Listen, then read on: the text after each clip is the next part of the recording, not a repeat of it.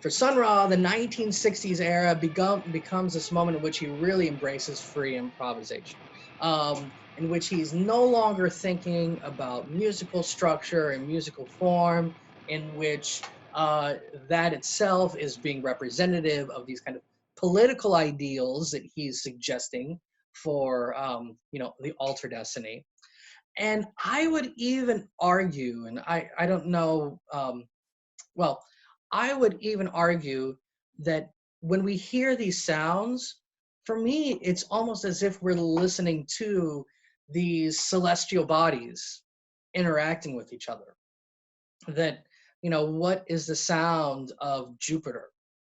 And what is the sound of Jupiter as it aligns with other celestial bodies, with, Neptune, with Mars, with the sun? That in some ways it is reacting in its own sort of way. And when we listen to free improvisation, it's as almost if we are hearing the universe move. You might remember I talked about the music of the spheres. Well, Pythagoras, when he was talking about the music of the spheres, he imagined it to be this perfectly tuned chord. Everything was in harmony. And maybe this is kind of crazy talk on my end, but to me, when I imagine the universe, when I imagine the cosmos, I don't imagine things being perfectly tuned. I imagine them being wild and chaotic and in some ways unrelated, but at the same time still exerting a push and pull upon each other. And that's my experience when I'm playing free improvisation, when I'm playing quote unquote free jazz, which is in some ways maybe a subset or maybe even kind of something parallel to free improvisation. That's a different story for a different class. But to really think about the ways in which these sounds might be the sonification of the universe. This is, Sun Ra's music of the spheres. It's also at this time, in about the mid 1960s into the late 1960s, that he's playing around with new electronic instruments like the electronic piano. Um, and how did the electronic piano differ from a traditional piano? Some of you might know this, some of you might not. In what we call like a Rhodes or Wurlitzer type of electronic piano, rather than having strings inside that are hit by a hammer, instead it's like a tuning fork, a metal tine that is hit by a hammer. And that metal tine is then, the vibrations are picked up through a magnetic sensor, a pickup, if you will.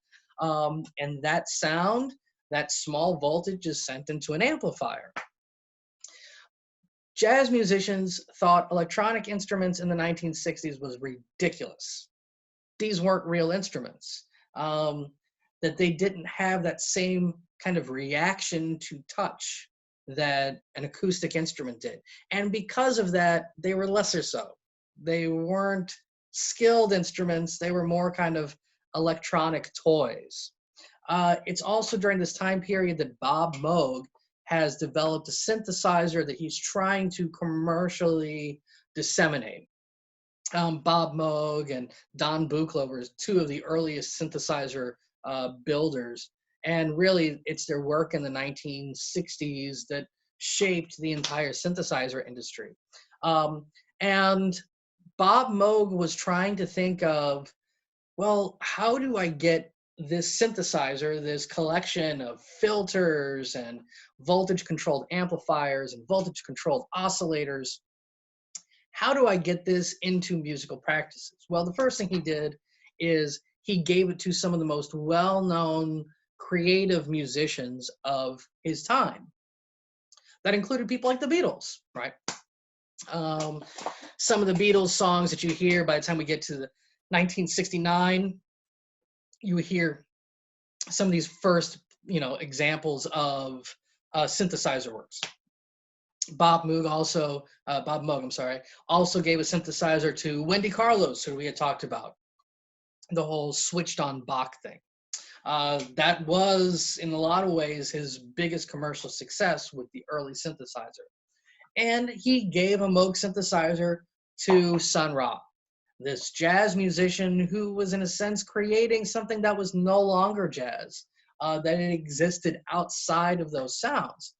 And for Sun Ra, this was liberating, that he was no longer confined by the sound of a piano and that sound made when the hammer strikes a string, but rather he could create any multitude of sounds and that he could alter that sound in real time. It was typical where you press a key and part of playing a synthesizer was turning a knob to sweep a filter, right?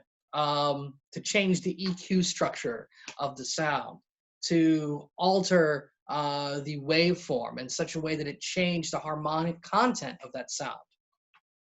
This was something that, acoustic instruments can do, but they do it through a very different user interface. And so now Sun Ra had this unique user interface with which to engage with and allowed new modes of control, in addition to being this technology of liberation.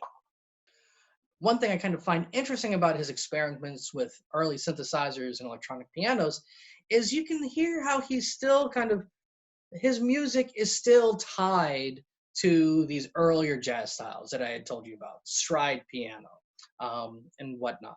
So sometimes, and this is kind of what's really interesting about Sun Ra's work, it's not like as if all of a sudden he said, you know what, jazz, who needs it? And he creates something new and he leaves it all behind. But it's, in a sense, he's always moving back and forth through styles and also kind of confusing that timeline. So I've given you 3 examples that kind of fit into what we're talking about here. When you listen to Outer Nothingness, that's a great example of this kind of free jazz style. You're going to hear for one thing, you'll hear a lack of regular repetition. It's going to sound more, again, like these sounds interacting with each other. The next piece is going to be India, and that's actually from the late 1950s, I believe. And it's one of these first examples of using electric piano. And you'll notice that here we do have kind of traditional rhythm, we have traditional harmony, but it's that sound that a lot of people said, wait a second, what is this doing in jazz music? And then the last example, narrative, you'll hear those Moog synthesizers in action. Just a completely different sort of sound. But ironically, when I hear narrative, I hear that old style, that stride piano style, which really goes back to the 1920s and 1930s. In a sense, what he's doing musically is crossing all of those temporal boundaries. We have the sound of the future in the music of the 1920s. We have traditional jazz instrumentation, but playing in a wildly new style. For Sun Ra, this wasn't necessarily incoherent, but rather this was exactly the idea, that he could play around with all sorts of musical elements freely, and that itself was the freedom, the liberation he was trying to achieve. And that brings us back to Natasha Womack, and especially thinking about, well, what are the characteristics or what are the boundaries, if you will, for this style? I might argue that every single style of music has both explicit boundaries and implicit boundaries. So, if you're playing heavy metal, right, you probably won't hear a banjo, and just how it is. But then also, too, there are things that are kind of like implicitly applied that, maybe people might play around with in the style, but, that's generally speaking not what we do. And in a sense, with Afrofuturism, and especially with Sun Ra, there is that, he kind of goes wherever he wants to. He tries out any idea. And additionally, he gives his performers frequently the freedom to go wherever they want to.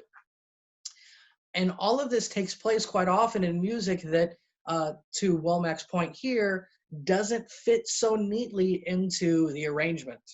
This is how everything has to be. This is how music has to be. Instead, freedom is really much more the currency of the style.